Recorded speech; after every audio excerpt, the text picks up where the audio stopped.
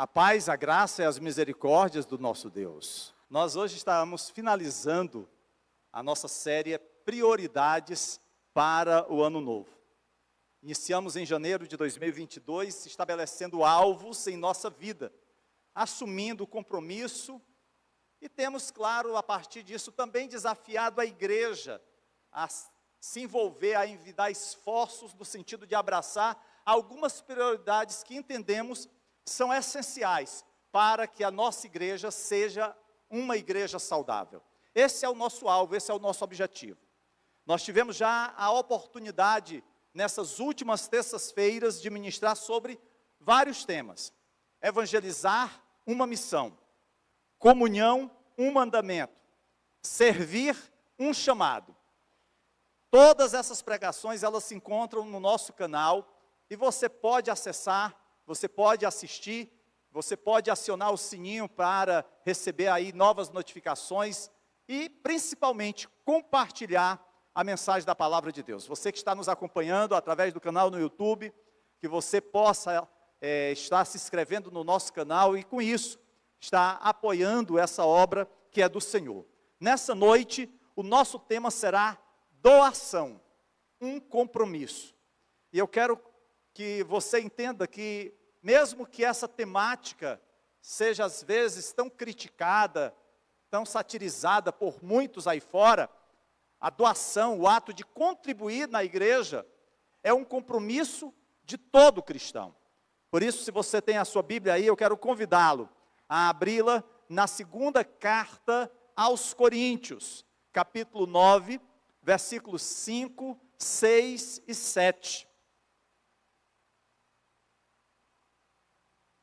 Essa palavra, ela está dentro de um texto maior, que envolve os capítulos 8 e 9 de Coríntios, aonde se vai falar acerca da doação generosa, da contribuição. Mas nós selecionamos esses 3 versículos exatamente para procurar visualizar claramente a nossa responsabilidade acerca da doação na casa do Senhor. Diz assim a palavra do Senhor: achei necessário recomendar que os irmãos os visitem antes e concluam os preparativos para a contribuição que vocês prometeram. Então, a contribuição estará pronta como oferta generosa, e não como algo dado com avareza.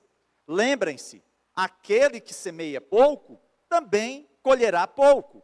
E aquele que semeia com fartura, também colherá fartamente. Cada um dê conforme determinou em seu coração, não com pesar ou por obrigação, pois Deus ama quem dá com alegria. Glória a Deus. Eu quero aconselhar você a fazer a leitura dos capítulos 8 e 9 da segunda carta de Paulo aos Coríntios, porque depois você vai ter uma compreensão maior de tudo que envolve essa temática. E eu entendo também que alguns têm dificuldade para aceitar e às vezes praticar o ato da contribuição na casa do Senhor. E queremos de alguma forma estar desmitificando essa realidade, procurando a partir de hoje esclarecer um pouco sobre esse cuidado nosso, esse compromisso que nós como cristãos temos com relação à doação. Paulo explica qual deve ser o padrão, a dinâmica, a motivação e os objetivos da nossa doação. Há um comentário bíblico que afirma que os capítulos 8 e 9 trazem as orientações de Paulo sobre uma doação generosa. E eu pessoalmente amo muito essa expressão doação generosa, porque eu creio que é exatamente isso que o apóstolo Paulo vai fazer no capítulo 9, versículos 5, 6 e 7. É interessante porque durante a carta parece que Paulo dá uma pausa no meio dessa carta para falar sobre o que significa a generosidade do cristão através da doação. Se você observar, de uma forma geral, nas cartas de Paulo, o tema da contribuição é um tema recorrente. Por diversas vezes, em diversas cartas, o apóstolo Paulo vai abordar esse tema. E ele então passa a encorajar os cristãos a dar generosamente em 3 áreas. Paulo, ele vai focar esse tema da doação, da contribuição, em 3 áreas. A primeira delas é a doação ao ministério da igreja. No ensino de Paulo, ele deixa claro que os cristãos têm a responsabilidade de apoiar e manter o ministério da igreja, ou seja, aqueles que exercem o pastorado. Ele encoraja os cristãos a dar àqueles que estão ministrando a palavra. Isso até mesmo quando Paulo, mesmo sem fazer uso dessa bonificação, pois ele era um fazedor de tendas, mas assim mesmo ele incentiva a igreja a manter o seu compromisso na manutenção dos obreiros. É isso que ele diz na sua primeira carta a Timóteo, capítulo 5, versículos 17 e 18. Devem ser considerados merecedores de dobrados honorários os presbíteros que presidem bem. E aqui presbíteros, como eu já falei outra vez, presbítero, pastor, o mesmo significado. Com especialidade, os que se afadigam na palavra e no ensino. Pois a Escritura declara, não amordaces o boi quando pisa o trigo. E ainda, o trabalhador é digno do seu salário. Então, a primeira área aonde nós precisamos compreender a importância da doação na casa do Senhor é quanto à manutenção daqueles que exercem o ofício da ministração da palavra de Deus. Todos aqueles que têm esse chamado, a palavra do Senhor diz que eles são merecedores de honorários, principalmente aqueles que se afadigam na palavra e no ensino. Mas além dessa área, a doação, a contribuição dos cristãos deve também se dar por conta do trabalho da evangelização. Paulo encoraja os cristãos a doar generosamente para apoiar o evangelismo e missões. O princípio é que a igreja deve investir em anunciar as boas novas de salvação. A gente vai ver claramente nas Sagradas Escrituras que o alvo, a missão, como já pregamos aqui da igreja, é evangelizar, é ir e pregar o evangelho a toda criatura. Esse é o nosso foco, esse é o nosso alvo. As outras coisas são consequência. Um templo, um ambiente agradável, mas a prioridade é exatamente a evangelização. É por isso que a igreja precisa investir em anunciar o evangelho. E aí Paulo pede às congregações para estarem envolvidas no apoio àqueles que estão dedicando as suas vidas à evangelização e missões. O próprio Paulo, quando escreve à igreja de Roma, ele fala que o seu desejo é exatamente ver os irmãos, com eles passar um período e de lá ir para a Espanha, pois até aquele momento o mundo conhecido, que era o mundo dominado pelo Império Romano, já havia sido evangelizado. E ele então se propunha a ir mais além. Ou seja, ele precisava do apoio daqueles irmãos para poder realizar aquela obra, como isso tinha acontecido anteriormente com a igreja em Corinto, que foi uma base missionária para Paulo chegar a diversos pontos da Ásia. Mas agora o desejo dele era ir à frente. Isso aconteceu também conosco. Missionários de várias partes do mundo vieram evangelizar a nossa terra. E hoje nós somos frutos disso. E hoje nós temos a oportunidade de enviar missionários para outros países. Como vocês sabem, nós temos a pastora Daíla lá na cidade de Dondo, com um trabalho missionário, fazendo a obra de Deus ali naquela cidade, juntamente com a Ana Maria, que é também uma missionária que trabalha com orfanato. Mas além da doação ser aplicada para manutenção dos ministros, além da doação também ser aplicado para a evangelização, há uma outra área que a palavra de Deus nos apresenta, que é o alívio aos necessitados. Paulo incentiva a doação aos pobres, e especialmente os cristãos que estão em pobreza, angústia e necessidade. O apóstolo Tiago afirma que para Deus, o Pai, A religião pura e verdadeira é esta: ajudar os órfãos e as viúvas nas suas necessidades, nas suas aflições, e não se manchar com as coisas más deste mundo. O apóstolo João, na sua primeira carta, ele faz um alerta. Ele diz: se alguém tiver recursos materiais e vendo seu irmão em necessidade, não se compadecer dele, como pode permanecer nele o amor de Deus? Ou seja, você vê a necessidade do seu irmão, aquela pessoa que faz parte do corpo de Cristo, e ao invés de você ser um abençoador, você se omite, você se cala. E o apóstolo João então pergunta: como pode permanecer nele o amor de Deus? Somos sempre alertados na palavra de Deus a ter uma atitude de amor e cuidado para com os necessitados. Compartilhar as riquezas dessa vida, querido, com aqueles que nada têm, é um passo valioso para os discípulos de Jesus. Mas deve ser feito com base no amor, e não na ganância, e não na exaltação pessoal. Porque, infelizmente, há aqueles que até mesmo colaboram, que ajudam, mas com o objetivo de uma projeção, de serem reconhecidos pelo ato que foi feito. E aí vocês lembram quando Jesus disse: aquilo que uma mão fizer, a outra nem saiba, né? Exatamente para que nós possamos ter a segurança de que aquilo que nós estamos fazendo não é um ato pessoal, mas é um ato de Deus nas nossas vidas. Na passagem de 2 Coríntios, capítulo 9, 5 a 7, Paulo estabelece princípios que são aplicáveis a essas três áreas: ministério, evangelismo e necessitados. E quando se fala de doação na Bíblia, é importante entendermos que doação envolve dois tipos de contribuições, que nós somos chamados a nos comprometer: dízimos e ofertas.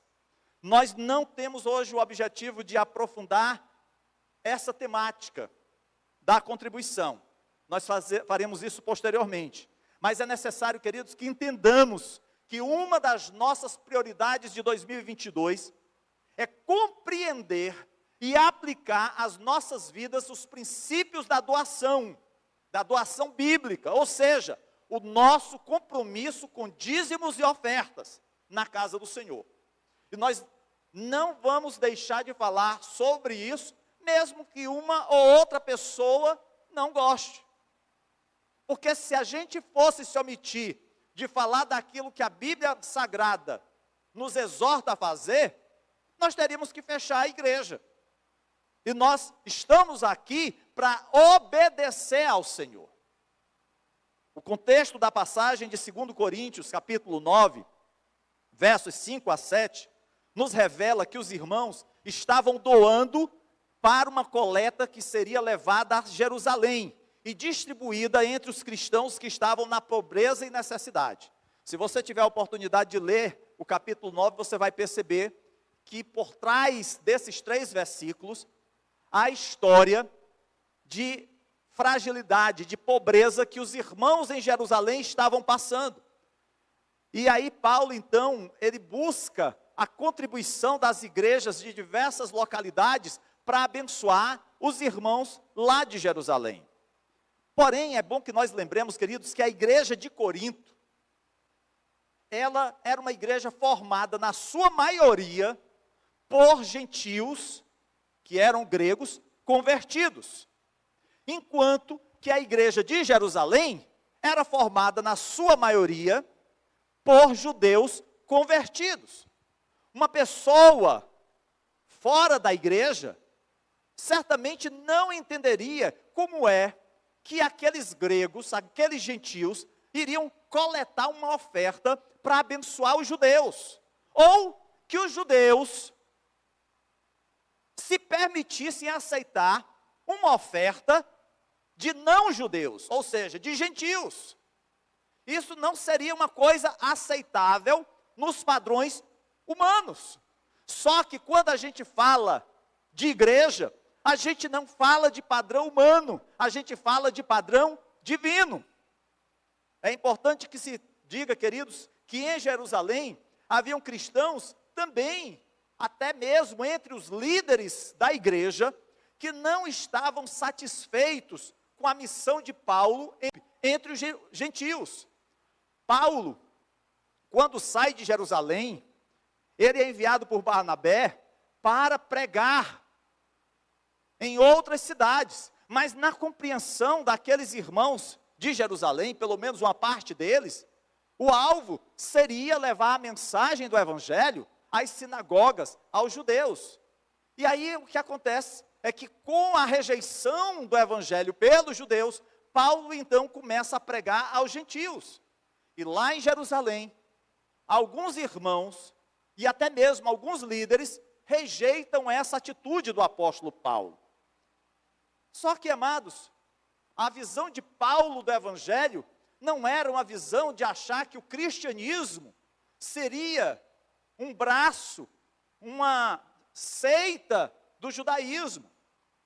Pelo contrário, na visão de Paulo, o cristianismo teria uma abrangência muito mais ampla, porque não estaria restrito a um povo, a uma raça, mas a todos aqueles comprados e lavados no sangue do Cordeiro de Deus. O evangelho não é apenas para o judeu, ou não é apenas para o grego, é para o judeu e para o grego. O grego não precisa se tornar judeu para ser aceito no cristianismo. E essa foi a visão de Paulo. Porém, alguns em Jerusalém não aceitavam essa visão. Não estavam entusiasmados com o que Paulo estava fazendo para alcançar os gentios. No entanto, Paulo aproveita essa grande oportunidade para promover a unidade da igreja. Aquilo que o homem procurava separar, Paulo procura unificar. Na visão de Deus. É interessante, amados, porque ainda hoje a gente vê esse tipo de coisa. As pessoas querendo dividir, criar contenda, gerar problema, separação. E isso é no casamento, isso é nas relações entre pais e filhos, isso é na relação pastor-ovelhas, isso é entre irmãos. Mas essa não é a vontade de Deus. É por isso que a visão de Paulo foi maior, visando a unidade. Ele evidencia aqui que os muros da divisão e separação foram derrubados. Não existe mais judeu, não existe mais grego. Existe o povo de Deus. E aí, ao levantar essa coleta, essa doação, essa contribuição entre as igrejas da Ásia, que na sua maioria era formada por gentios convertidos, levando essa oferta para Jerusalém, formada por judeus convertidos, ele procura mostrar que o amor de Deus é o que nos une, é o que é mais importante nas nossas vidas. E a forma de nós combatermos o mal é nos unindo e não nos dividindo. E é nesse contexto, queridos, que Paulo ensina sobre a generosidade cristã. Vejamos, queridos, algumas verdades encontradas nessa passagem. A primeira verdade é que a generosidade cristã, ela manifesta a graça de Deus. E essa manifestação da graça de Deus acontece na minha vida e na sua vida. É por isso que Paulo fala nesta passagem sobre duas atitudes diferentes acerca da doação. A primeira atitude que Paulo procura mostrar é a atitude de quem não quer doar. Porque às vezes a gente pensa que somente hoje é que algumas igrejas enfrentam problemas da incredulidade ou da não aceitação do dízimo. Mas já naqueles dias existiam aqueles irmãos que não queriam contribuir. E há um outro grupo, aqueles que entendem o compromisso da doação, da contribuição. E Paulo, então, vai fazer um diálogo com esses dois grupos, os que não aceitam e os que entendem como um princípio bíblico. Vejamos o versículo 5. Assim, achei necessário recomendar que os irmãos os visitem antes e concluam os preparativos para a contribuição que vocês prometeram. Então, ela estará pronta com oferta generosa, e não como algo dado com avareza. Ou seja, generosidade e avareza. Avareza, aqueles que não aceitavam o sentido de se doar, de se contribuir. E generosidade, aqueles que perceberam a importância de abençoar. Inicialmente, amados, eu não quero que você entenda esse versículo como se as palavras do apóstolo Paulo tivessem a conotação da cobrança, de algo que era imposto àqueles irmãos realizar. Não, não é isso. O objetivo de Paulo é que os irmãos se sentissem presenteados a contribuir para abençoar outros irmãos. Não com relutância, não por obrigação, mas como bênção para as suas vidas. É isso que Paulo vai procurar mostrar, que o ato daqueles irmãos estarem contribuindo com os necessitados de Jerusalém, não era porque Paulo os estava intimidando, não é porque o apóstolo Paulo os estava coagindo, não. Eles estavam fazendo isso por amor, como um presente que eles podiam dar àqueles irmãos que estavam passando por uma dificuldade. Observe, queridos, o que ele diz aí no versículo 6. Lembrem-se, aquele que semeia pouco, também colherá pouco, e aquele que semeia com fartura, também colherá fartamente. Paulo está afirmando, queridos, que essa doação é uma doação voluntária, não é algo pesado, que causaria tristeza ao coração daquelas pessoas, ao contrário, era bênção, traria alegria pela oportunidade de ajudar a outro na sua necessidade. A grande dificuldade que às vezes nós temos para entender o poder, o valor da contribuição, é porque isso soa na nossa mente e no nosso bolso como uma coisa que está saindo. A gente só vê o valor que está saindo, mas a gente não está enxergando a bênção que está entrando na nossa vida, de sermos abençoadores da igreja, abençoadores do ministério, abençoadores do evangelismo, abençoadores dos necessitados. E Paulo, ele exorta aqueles irmãos dizendo: não seja avarento. É como se você fosse convidado a ofertar para a obra missionária, e aí você procurasse, lá no seu bolso, na sua carteira, ou na sua bolsa, aquela moeda de menor valor, e ofertasse para ser a sua parte na contribuição da obra evangelística. Ou aqueles que porventura têm uma visão do reino, e quando chamados a contribuir, abrem o seu coração e abrem a sua carteira a fazê-lo. Infelizmente, queridos, nós temos pessoas que nem sempre têm a visão da doação. E o que Paulo diz, olha, não seja avarento, invista no reino. É por isso que ele reforça: aquele que semeia com fartura, também colherá fartamente. Em outras palavras, seja generoso e você será abençoado. Disponha-se a ajudar e o Senhor te recompensará. Essa era a visão do apóstolo Paulo. E é sobre isso, queridos, que ele apoia o seu ministério. Durante todo o seu período em que ele fez a obra evangelística, levando a mensagem do evangelho a diversas cidades, pregando as boas novas, apesar das lutas que ele passou, de ser apedrejado, de ser chicoteado, de ser rejeitado, quer seja por judeus, quer seja por gentios, ele sempre se doou à obra de Deus. E aí o questionamento que a gente deve fazer é: será que nós também nos temos doado à obra do Senhor? O versículo 7, queridos, diz: cada um dê conforme determinou em seu coração, não com pesar ou por obrigação, pois Deus ama quem dá com alegria.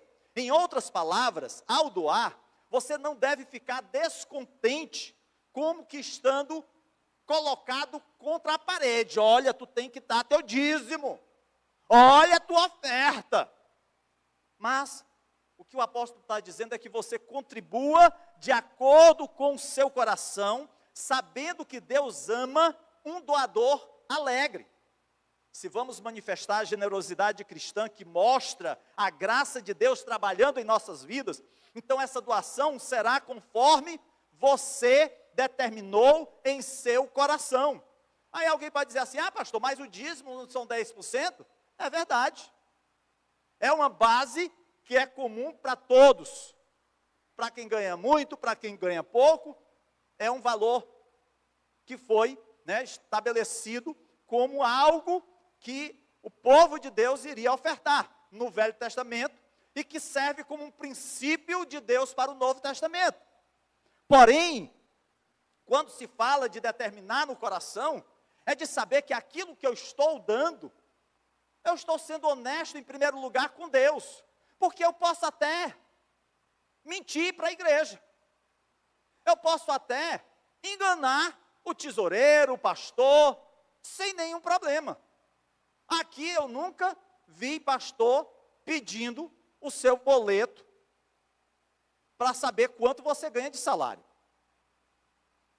E acredito que nós vamos continuar sem fazer isso. Por quê? Porque é de acordo com aquilo que você determinou no seu coração.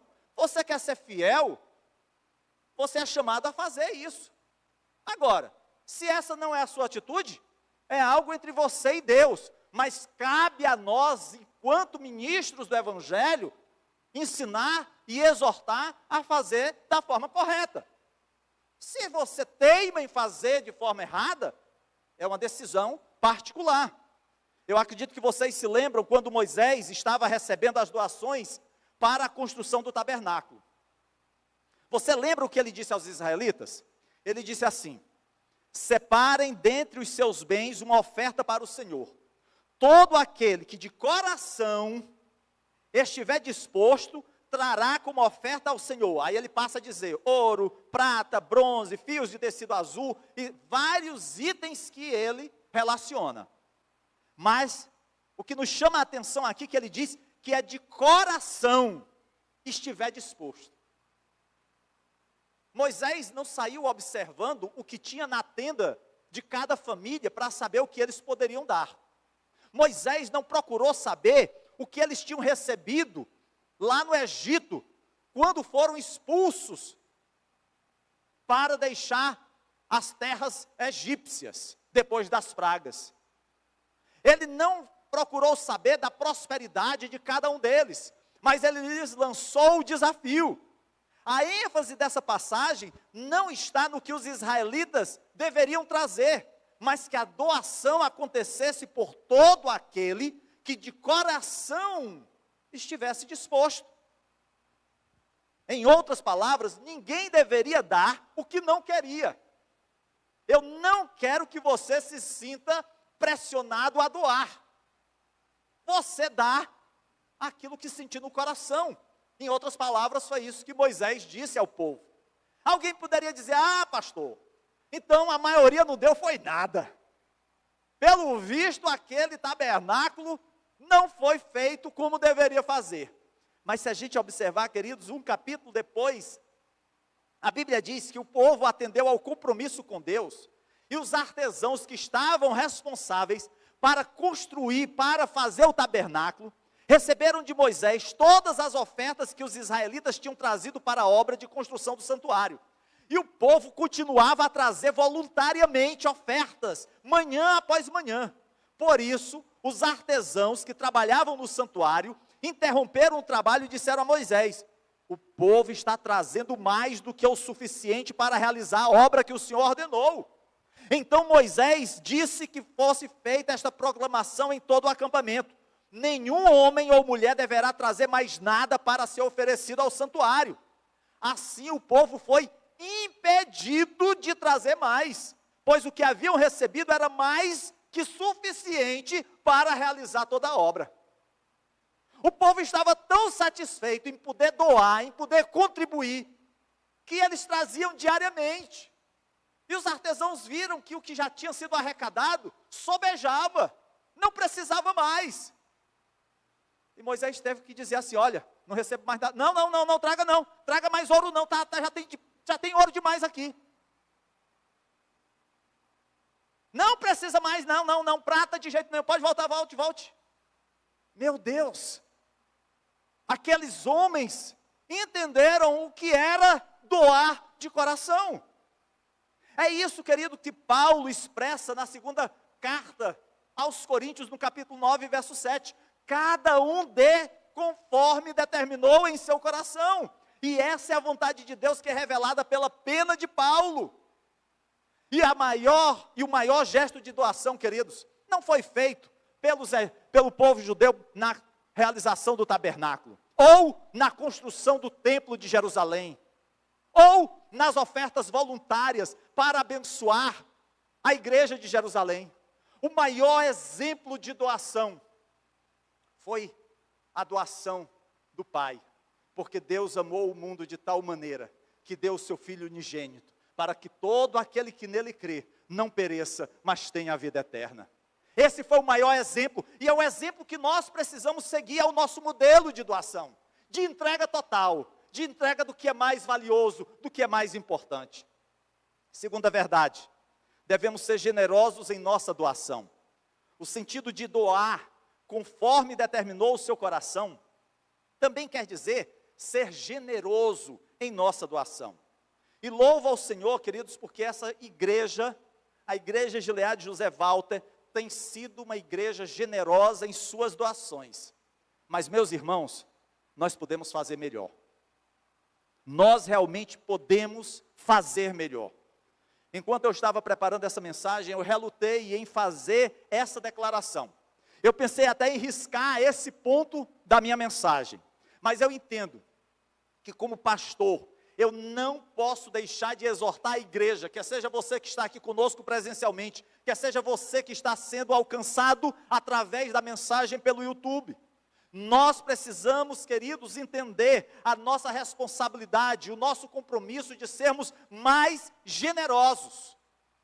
Como todos sabem, nós todos os meses abençoamos aqui famílias carentes da nossa igreja com cestas básicas. No entanto, nesses últimos 3 meses, os itens doados pelos irmãos não têm sido suficiente para atender todas as famílias. Isso nos faz pensar se a igreja está entendendo a importância da doação. Porque eu tenho certeza que não seria difícil, diante do número de irmãos que nós temos aqui, se cada um trouxesse 1 quilo de alimento, para a gente fazer essas cestas básicas, que são para 12 famílias. Agora, em fevereiro, nós temos o desafio da nossa viagem missionária. Nós vamos até a localidade de Cajuás, e o nosso alvo é levarmos cestas básicas, é levarmos kits de higiene para as crianças, é abençoarmos aquela comunidade com roupas e com outros itens que nós vamos estar levando. Porém, ainda faltam muitas doações para atingirmos esse objetivo.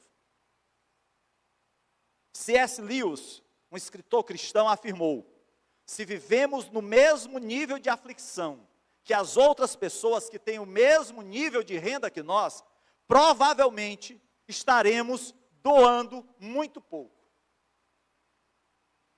É muito comum, queridos, que em tempos de crise, as pessoas em geral se mobilizem para ajudar as que estão passando por algum sofrimento, por alguma calamidade. Nós já vimos isso acontecer em períodos de enchente, em períodos de seca, em períodos de acidentes e outras situações, em que as pessoas, de uma forma geral, se mobilizaram para abençoar, para arrecadar alguma pessoa que estava passando por um momento de aflição. E nós, como igreja, estamos acordados para essa realidade, estamos comprometidos em doar. Por mais generosos que sejamos, precisamos ser mais abençoadores. Não é que estejamos em uma competição com os descrentes, com os incrédulos. Não é que nós estejamos em competição com outras denominações religiosas. Mas é que se nós seguirmos a Cristo, o nosso apoio aos ministros que se esforçam na pregação e no ensino, o nosso apoio àqueles que estão evangelizando, que estão fazendo missões, o nosso apoio aos necessitados, demandará, queridos, uma atitude cada vez mais crescente de doação, de compromisso. com a obra de Deus. Terceira verdade, devemos doar com alegria. Ao final do versículo 7 nos é dito: Deus ama quem dá com alegria. A nossa doação deve ser com alegria. A nossa contribuição na casa do Senhor não deve ser motivo de tristeza. Meu Deus, chegou o dia de dar meu dízimo. Eita Deus, será que não dá para eu acumular com o próximo mês? É um pesar, é uma dor. Queridos, mas a palavra de Deus diz que isso tem a ver com o nosso coração, com a nossa disposição. E quando nós falamos de coração, nós precisamos nos perguntar se o nosso coração tem como ser endireitado para termos a visão de doadores que nós precisamos ter. Se você acha que Deus é avarento, você será avarento.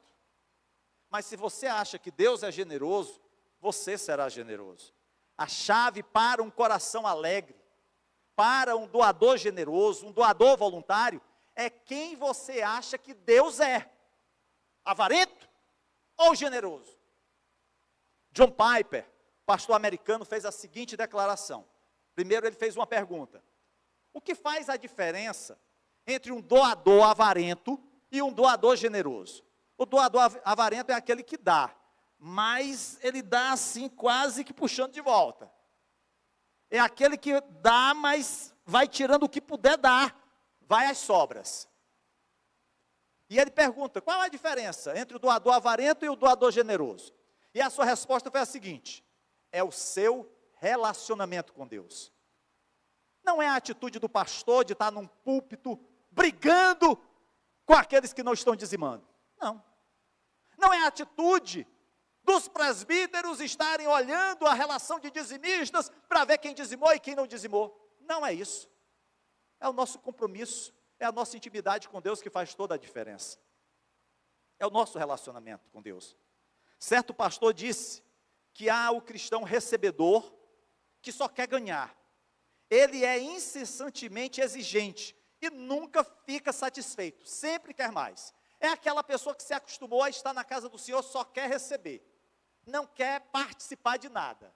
Se for para ganhar, nem que seja uma injeção na testa, pode dar aqui. Mas para doar, ó, me desculpa, mas não dá, não dá. Esse mês não dá. E no próximo também, infelizmente. E nem me fale em mês nenhum. Já, queridos, o cristão doador é aquele que se alegra em dar. Para esse tipo de crente, Deus é o grande doador, a grande fonte, o grande Pai, de onde flui toda a sorte de bênção, graça e esperança. E não só de onde flui, mas de onde nós somos reabastecidos. Porque não acontece somente uma vez, é continuamente nós somos abastecidos pelo amor, pela graça, pelas bênçãos de Deus. O cristão doador olha para as necessidades do mundo e sente um impulso interno, livre, sem imposição, sem tristeza, mas com alegria para dar, para compartilhar. E esse impulso é chamado de amor, de graça de Deus na nossa vida. É a gente olhar para o José Walter e saber que existem pessoas aí fora que precisam do amor de Deus e eu preciso me doar a levar o evangelho da cruz a essas pessoas. É eu saber que lá em Cajuás existem famílias carentes, famílias que perderam o pai, que era o mantenedor, e que está só a mãe e os filhos, e que precisam de uma cesta básica, de nós que estaremos visitando. Queridos, é exatamente disso que Paulo está falando nessa passagem. É por isso que ele diz que a generosidade cristã é uma manifestação da graça de Deus em nossas vidas. E não somente isso, essa generosidade da glória de Deus, ela se reflete no mundo, a partir da nossa vida. As pessoas lá fora passam a perceber que nós somos diferentes pela forma como nós doamos aos outros. Nós temos a oportunidade, queridos, também de sermos doadores generosos com o ministério desta igreja, de sermos doadores generosos com a obra de evangelização, de sermos doadores generosos com os necessitados. O que cabe cada um é saber: eu estou disposto a ser um doador generoso? Eu estou disposto a me doar à obra de Deus? Ou será que eu vou continuar olhando apenas para o meu umbigo, para as minhas necessidades? Quando Paulo encorajou os cristãos de Corinto a tomarem aquela decisão, ele sabia que aqueles irmãos estavam comprometidos com o reino. Existiam problemas? Existiam. Existiam aqueles que eram mão fechada? Certamente. Mas a preocupação de Paulo não estava com estes. Estava com aqueles que iriam receber a doação. Nesse momento, o nosso olhar, queridos, precisa ser com aqueles que serão alvo da nossa doação. Aqueles que dependem da nossa ajuda. E se você deseja ter essa visão do reino de Deus, eu quero que você possa abraçar biblicamente aquilo que Deus tem trazido na sua palavra. Eu não estou aqui acrescentando palavras minhas. Por isso que eu comecei falando da importância de você ler e estudar o capítulo 8 e o capítulo 9 de 2 Coríntios. Porque aí Paulo vai tratar dessa temática e outras passagens também. Ah, pastor, mas eu não concordo. Tudo bem. É você e Deus. O que cabe a mim é ensinar. Se você vai aceitar, se você vai aplicar, é uma decisão sua. É algo que você tem que tratar com Deus. O que me cabe, o que cabe aos pastores e presbíteros dessa igreja, é o ensino bíblico. A decisão é pessoal, é individual.